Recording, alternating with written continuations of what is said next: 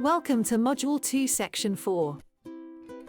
In this session we map the journey that led to the European Directive 1385 of 2024, show what changes in practice, and set out concrete ways to recognize and counter misogynistic and sexist hate speech online.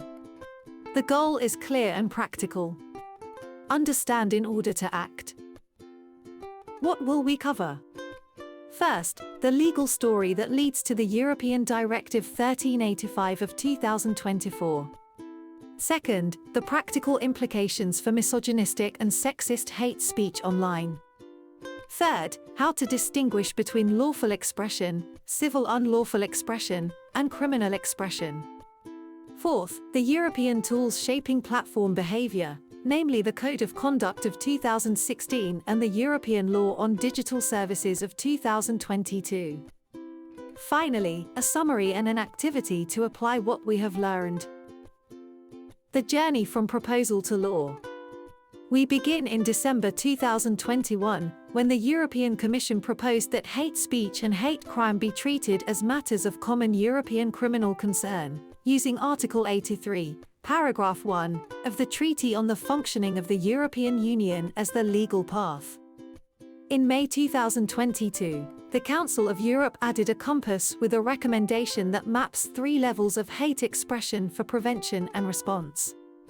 By July 2022, momentum built as the European Parliament supported a shared criminal response.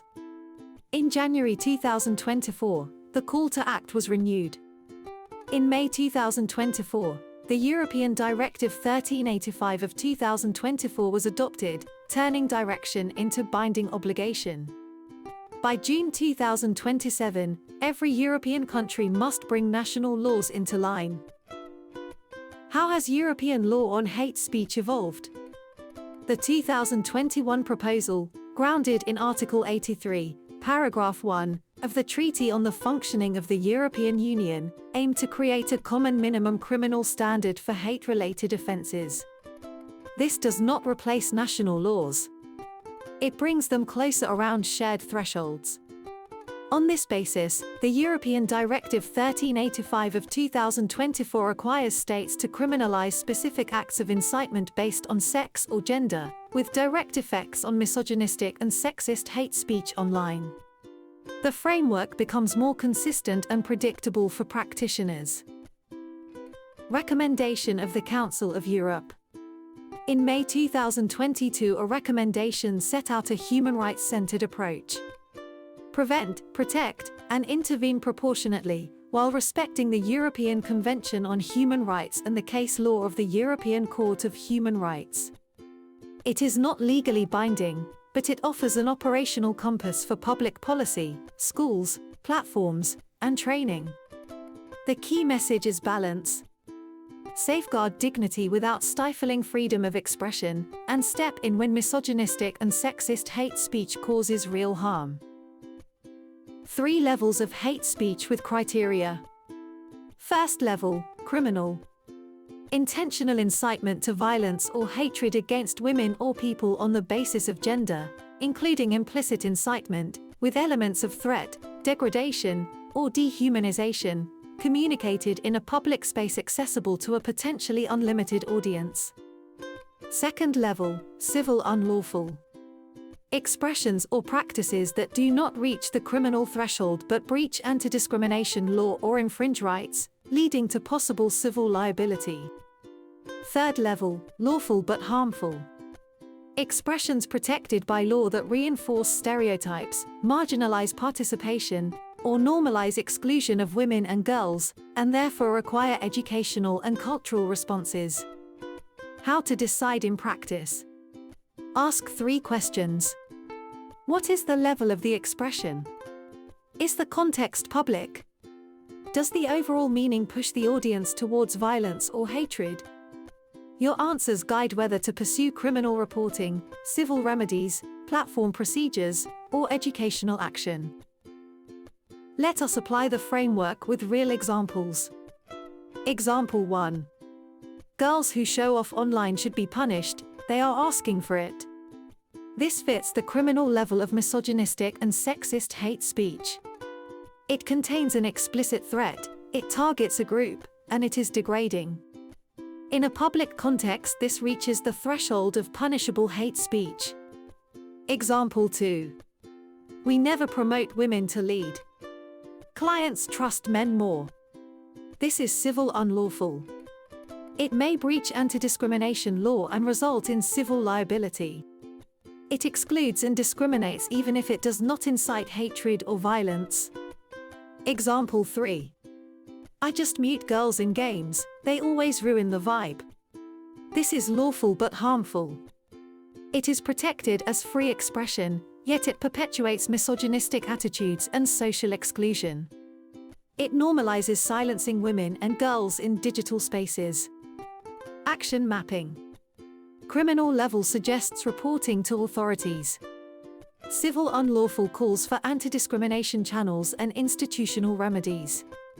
Lawful but harmful calls for education, bystander empowerment, platform community standards, and support for the person targeted. The push from the European Parliament in 2022. In July, the Parliament called for recognizing misogynistic and sexist hate speech as hate speech, for recognizing sexist violence as hate crime, and for treating online hate as structural gender-based violence. This was not a law, but it added strong political momentum. Need for a clear definition of gender-based hate speech. In 2023, the Committee for Women's Rights and Gender Equality urged a shared and precise definition. Without a common definition, enforcement loses force. We must recognize sexist and misogynistic language and treat gender-based hate as a crime when it crosses the criminal threshold. This strengthens the architecture that makes the directive effective. What changes with the European Directive 1385 of 2024? This directive requires states to criminalize incitement to violence or hatred based on sex or gender. It covers digital contexts and does not require an individually identified victim. It can target a group or a category. Directive does not apply by itself. It must be transposed into national law by 14 June 2027. The core point is that misogynistic and sexist hate speech, when it incites hatred or violence in public online spaces, falls within the common minimum criminal perimeter in Europe. When is misogynistic and sexist hate speech punishable online? Two main conditions: conduct and intent. There must be intentional incitement to violence or hatred. Intent can be inferred from the overall context, even without explicit wording. What counts is the meaning that the audience is led to take away. Means and publicity. The communication occurs through information and communication technologies in a public space that is accessible to a potentially unlimited audience, without manual approval to view the content. A post open to everyone is public. A private invite-only chat or a small closed group is generally not public. Always assess who can see it, how easily, and with what foreseeable impact. Which online contexts are covered? Public walls, open groups, open channels, and profiles with free access, and platforms where content can be found by anyone without a gate are covered. Spaces that are closed with manual admission or invitation-only access are generally outside the typical scope of the directive, although other national rules, criminal or civil, may still apply where there are threats or individual harassment. The practical boundary is whether the audience is potentially unlimited. What is covered and what is not? Covered. Public content that, in words or in context, incites hatred or violence against women or people on the basis of gender. Incitement may be direct or implicit, but the overall sense must push the audience towards hatred or violence. Not covered criminally. Offensive or stereotyped expressions that do not reach incitement. Civil liability, victim support tools, and platform rules with removal or moderation can still apply. For those working with young people, use 3 compass points: the level of the expression, the publicity of the context, and the foreseeable impact. Article 8, Paragraph 2, allows countries to confine criminalization to acts that disturb public order or that are threatening, offensive, or insulting. This sets minimum European standards but leaves national room for decision. In practice, we will see different thresholds between countries. Practitioners should know the national framework while keeping the European common frame in view.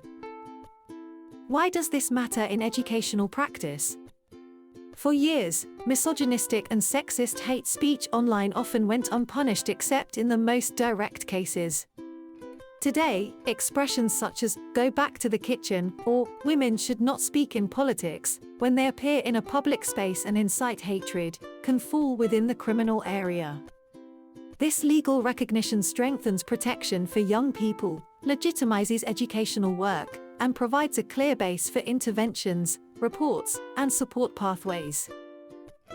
2 European tools against online hate. First, the Code of Conduct of 2016. A voluntary cooperation pathway for swift assessment and removal of illegal hate speech, often within 24 hours. Not legally binding, but useful for quick action. Second, the European Law on Digital Services of 2022. Binding obligations for platforms, including risk management, effective complaints, transparency reporting, and removal of illegal content, with stricter duties for very large online platforms. Together they move from voluntary cooperation to enforceable duties. For practitioners, this means clearer reporting routes, accountability for systemic risks, and a practical way to escalate when content persists. Code of Conduct and Digital Services Law. Key differences. The Code of Conduct relies on voluntary cooperation and fast takedown commitments. The Digital Services Law imposes enforceable duties, covering both individual items and system-wide risks, including design choices that amplify harm. Together they form a ladder. Use the Code of Conduct routes for swift removal, and the Digital Services Law framework when you need obligations, audit trails, and systemic risk mitigation. Who has joined and who is subject to the law? Some platforms have signed the Code of Conduct of 2016, others have not. Even platforms that have not joined may still be bound by the European Law on Digital Services of 2022 if they are classified as very large online platforms. In practice, check both. Whether the platform has joined the Code of Conduct, and whether it falls under the stricter category in the Digital Services Law. This determines which levers you can use when reporting misogynistic and sexist hate speech. Lower oversight spaces. What risks remain? Platforms or communities that have not joined the Code of Conduct and are not classified as very large can have lower oversight and inconsistent moderation. These environments may host extremist or misogynistic content with fewer checks. For youth work, map the risk of each space, set safety expectations before engagement, and prepare young people with reporting strategies and support routes outside the platform when needed. Summary of key learnings. After completing this module, you can explain the purpose and legal impact of the European Directive 1385 of 2024 on misogynistic and sexist hate speech online. You can distinguish between criminal expression, civil unlawful expression, and lawful but harmful expression. You can describe how the directive strengthens protection and enables action in public online spaces. You can identify the European mechanisms that support regulation, including the Code of Conduct and the European Law on Digital Services. Activity. What would you do? 7 realistic scenarios of misogynistic and sexist hate speech online. For each scenario, choose the response that best fits. A criminal report, a civil action, a report to the platform, an educational intervention, or support for the person targeted. After each choice, you will receive feedback anchored to the European criteria we have worked through. Keep 3 guiding questions in mind. What is the level of the expression? Is the context public? And does the message push the audience towards hatred or violence?